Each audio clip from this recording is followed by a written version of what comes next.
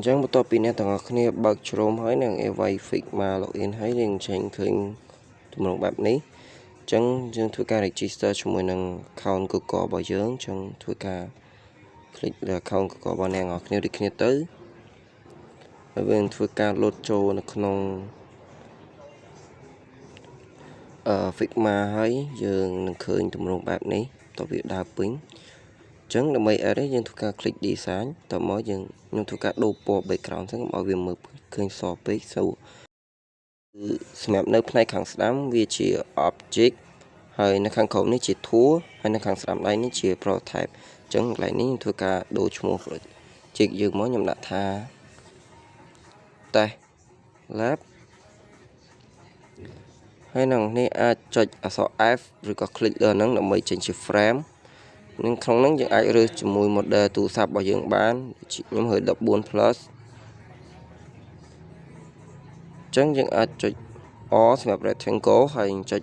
O សម្រាប់ circle អញ្ចឹងខ្ញុំចុច O សម្រាប់ circle អញ្ចឹងយើងធ្វើការចុចគូសមកហើយយើងចុច shift ឲ្យជាប់ដើម្បីឲ្យវាចេញវងមូលច្បាស់អញ្ចឹងក្នុងនេះខ្ញុំអាចចុច sorty ដើម្បី take ឬក៏ click លើ sorty ហ្នឹងហើយក្នុងនេះដែរយើងអាចមើលថា font យើងប្រើឬក៏មិន font អីអញ្ចឹងខ្ញុំធ្វើការវាយអក្សរ hello អញ្ចឹងយើងមើលមកខាងក្រោម like prototype យើងឃើញចំណលេខនេះជាការកំណត់ font អក្សរអញ្ចឹងយើងអាចកំណត់តាមលេខដែលយើងចង់បានហើយនេះគាត់ជាឧទាហរណ៍ screen មួយខ្ញុំគាត់ធ្វើបង្ហាញអ្នកគ្នាការឧទាហរណ៍ទេអញ្ចឹងដើម្បីយកប៊ូតុងបានយើងចុចពាក្យ asset ហើយយើងសើចពាក្យថាប៊ូតុងនៅក្នុងនោះមានប៊ូតុងច្រើនអ្នកនរគ្នាអាចយកបានតែខ្ញុំយកមួយនេះអញ្ចឹងខ្ញុំធ្វើការទាញប៊ូតុងនៅមកក្រោមហើយខ្ញុំទាញមេតវាបន្តិចហើយវាវែងហើយខ្ញុំធ្វើការ scroll ឡើងលើ like prototype យើងឃើញពាក្យថា label អញ្ចឹងកន្លែងនេះយើងអាច edit ទៅថា login ហើយនឹងនេះអាចបង្កើត frame មួយទៀតខ្ញុំធ្វើការបង្កើត frame មួយទៀតសម្រាប់ធ្វើការកំណត់ prototype ដូចខ្ញុំបានយកពីវីដេអូមុនឲ្យអ្នកគ្នាបានមើលថាវាដើរដូច screen ពិតអញ្ចឹងខ្ញុំធ្វើការ test មួយខ្ញុំដាក់អក្សរខ្ញុំដាក់ថា home ហើយខ្ញុំធ្វើការបរិចអក្សរបន្តិចអញ្ចឹងខ្ញុំ scroll ទៅក្រោមខ្ញុំយកពាក្យឡាក់មកវានឹងបរិចធំហើយអញ្ចឹងបានហើយ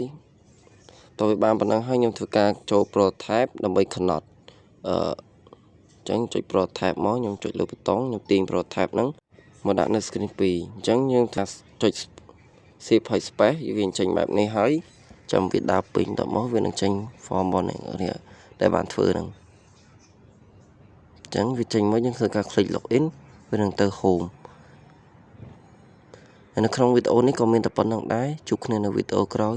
សូមអរគុណ